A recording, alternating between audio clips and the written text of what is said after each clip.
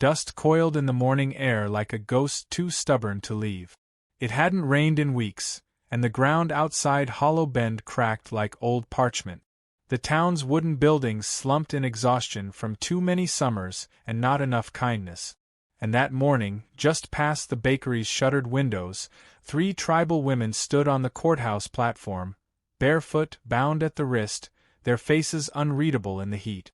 No one said it aloud, but the crowd had gathered for a spectacle. You could see it in their stillness, in the way men leaned on fence posts pretending not to look, in how women clutched their parasols like they were shielding themselves from something more dangerous than sun.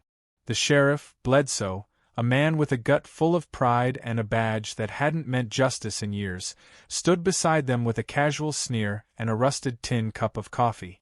3 vagrant squaws, he called out, voice dry as gravel. Caught stealing chickens off a settler's land.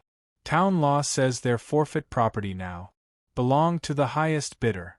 Someone chuckled. A hand rose with a low offer. Another followed. From the edge of the gathering, Elias Crowley shifted in his saddle. His coat was dust-streaked, hat pulled low, boot worn thin on one side from the limp he'd carried since the war. He hadn't meant to stop in Hollow Bend, just needed grain for the old mule. But when he heard the word forfeit spoken like it was a sentence for something living and breathing, he turned his horse toward the square. The women didn't flinch as the bidding began.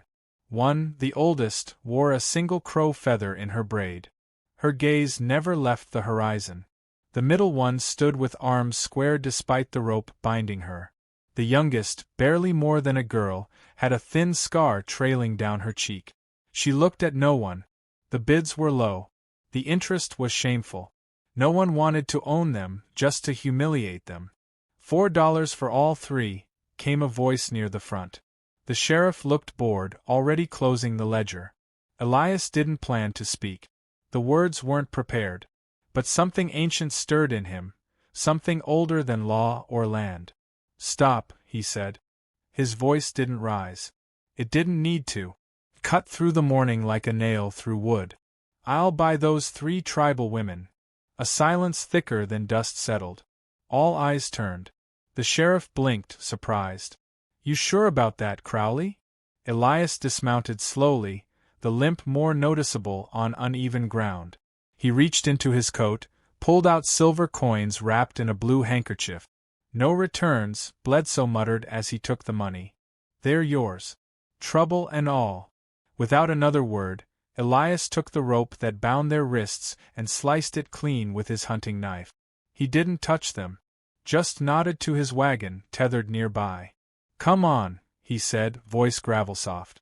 They followed without sound. The crowd watched them leave, mouths bent in confusion, amusement or quiet disdain. As the wagon rolled away, Mrs. Crane's voice lifted from her balcony like a crow's caw, shrill and cutting. That's what loneliness'll do to a man, she said to no one in particular. Make him forget who he is. But Elias hadn't forgotten. He remembered all too well. 6 winters ago, in a forest near the Blackwater Ridge, Elias had bled into the snow from a wound no doctor would touch. 3 tribal women had found him near death. They gave him warmth, herbs, silence. They didn't ask who he was, or why he wore a blue coat stained red. They didn't ask anything at all. He'd never seen their faces. By dawn, they were gone, leaving only a fire still burning and a crow feather tucked into his satchel. And now, watching the eldest woman sit in the wagon beside her sisters, that same feather caught the sunlight in her hair. The ride home was silent, save for the creaking of wheels and the occasional groan of the mule. The women didn't speak. Elias didn't ask. The land stretched flat around them, then folded into hills as they neared his ranch, an old clapboard house framed by broken fences and brittle weeds. He hadn't brought anyone back there in 5 years. He gestured toward the porch. Water pumps to the left. There's beans on the stove if they haven't burned. Willa, the one with the feather, stepped down first. She didn't look at him, but she nodded once. A gesture that felt older than speech. Inside, the ranch smelled of oil, smoke, and dry wood. The furniture was sparse, the hearth cold. Sarah, the middle one, swept through the space with deliberate calm, eyes scanning corners. Nomi, the youngest, disappeared toward the back and emerged minutes later with kindling and a bucket of creek water. Elias sat on the porch, watching them through the open door like someone observing a memory rebuild itself. He didn't know what to expect. Gratitude? Anger? Fear? He saw none of it. That evening, after the sun slipped behind the cottonwoods, he found a bowl of beans on the step beside him, still warm. A folded blanket lay at the foot of his rocker. He looked around, but no one was in sight. The next morning, the fence he'd been too tired to fix stood mended. The mule's hooves were freshly scraped. A kettle boiled over the fire. Still, no one spoke. He found Nomi near the creek, just past dusk. She was crouched near the cattails, whispers singing to herself in a language that moved like wind through pine. He sat nearby, slow and quiet. She didn't stop. She didn't move. "You remind me of someone," he said eventually. Her song softened, but she didn't respond. She didn't leave either. That night, Elias rummaged through an old tin in the drawer near his bed. The feather was still there, slightly bent, dark as night. He brought it to the fire and stared at it under the flickering light. He didn't know if Willa remembered. Didn't know if it even was her. But something in his chest loosened, like a strap finally unbuckled. He was still a man walking with ghosts. But for the first time in years, someone else had chosen to stay. Not because they had to. Because they didn't leave. And as the fire dimmed and the walls held their silence, Elias Crowley whispered aloud to the empty room, not as confession but as a truth too long buried. "Without them, I'd be dead." The wind turned sharp in the days that followed, cutting through the dry warmth of late summer with a warning in its teeth. Change had arrived, first in the air, then in the soil, and then in the way the town began to murmur louder than usual. The three women at Elias Crowley's ranch were no longer invisible. Their presence rippled through Hollow Bend like smoke through a locked room. What began as whispers swelled into suspicion. Elias noticed it first when he rode into town for feed. The blacksmith, who'd once tipped his hat, now kept his back turned. A boy spat near his boots, and when he entered the general store, the room stiffened with an unnatural hush. He walked out with only half of what he needed. On his way past the livery, Sheriff Bledsoe caught up with him in the alley behind the saloon. "You know they watch you now," the sheriff muttered, teeth clenched around a toothpick. "Folks think you're up to something out there." Elias looked at him, face unmoved. "I've got fences that don't mend themselves, and 3 hands that work harder than any I've hired before." "That ain't the point," Bledsoe snapped. "This is a decent town. Folks don't like confusion." "What is it you're confused about, Sheriff?" Elias asked, his voice steady as winter ice. The sheriff's lips curled, but he said nothing more. Elias tipped his hat and walked back to his wagon. That night, as the oil lamp flickered low and crickets filled the space between words, Willa sat sewing by the hearth while Sarah sharpened a broken rake with a whetstone. Nomi was in the corner, humming as she hung dried herbs in careful rows across the beam above the fireplace. The house no longer felt like a place of ghosts. It breathed again, softly, cautiously. Elias watched them from the rocking chair, a cup of coffee cooling in his hand. "They're not going to stop," he said quietly. Sarah looked up first. "We know." "They want a reason," Willa added, not glancing from her stitching. "To burn the house," Elias said. "To burn us," Sarah corrected. The words sat heavy in the air. None of them blinked. The next day, Mrs. Crane arrived at the ranch uninvited, her corset tight, her lace parasol casting no real shadow in the heat. She stood at the gate as though her mere presence carried the weight of law. "I came to speak scripture," she called. Elias stepped out slowly, wiping his hands on a rag. "Scriptures never needed a gate." "You've brought trouble here," she said, lifting her chin. "You think pity's noble, but it'll rot a town faster than whiskey. Turn them out, before the town does it for you." Sarah appeared behind Elias, arms folded, eyes clear and calm. She didn't say a word. She didn't have to.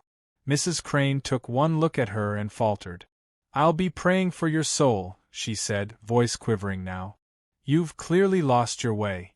Elias closed the gate gently as she turned back down the road. That night, just after midnight, the mule brayed loud enough to wake the dead. Elias shot up from his bed, heart pounding. Outside, the barn was a pillar of fire, orange and raging, lighting the sky like the sun had dropped too close. He grabbed his coat and ran, half limping, half falling. Flames clawed at the wood as the horses screamed inside.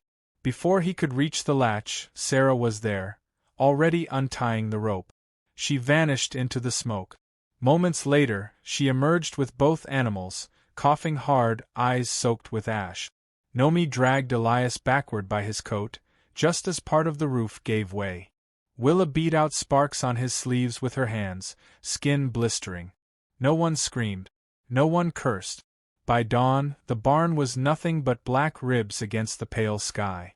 They stood there together, 4 silhouettes at the edge of the ruin. The air still smelled of grief, but their breath was steady. Elias lowered himself to a stump and rubbed his hands together. "Without you," he said, voice gravel rough, "I'd be dead again." Sarah crouched near the smoldering ash. "Now we're even." "No," Elias said, shaking his head. "Even would be letting me die." Willa came beside him and handed him a cup of water. Her eyes met his, steady and certain. "You were one of the few who didn't flinch when we prayed," she said softly. "We remembered you, Elias. Even if you couldn't remember us." "I did," he murmured. "I remembered the feather." Nomi stepped closer then, and opened her hand. A second feather lay across her palm, near black, with a shimmer of blue in the light.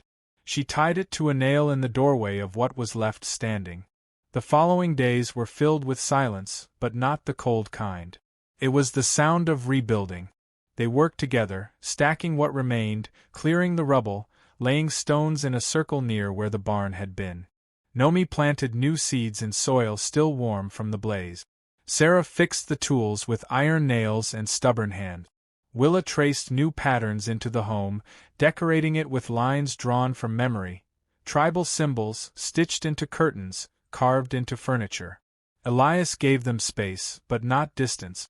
He sat with them at meals now, told stories, small ones, about horses, weather, and once about his mother's rose bush that never did bloom right. He didn't expect answers. He didn't ask questions. But he listened. One evening, Willa told him something he didn't expect.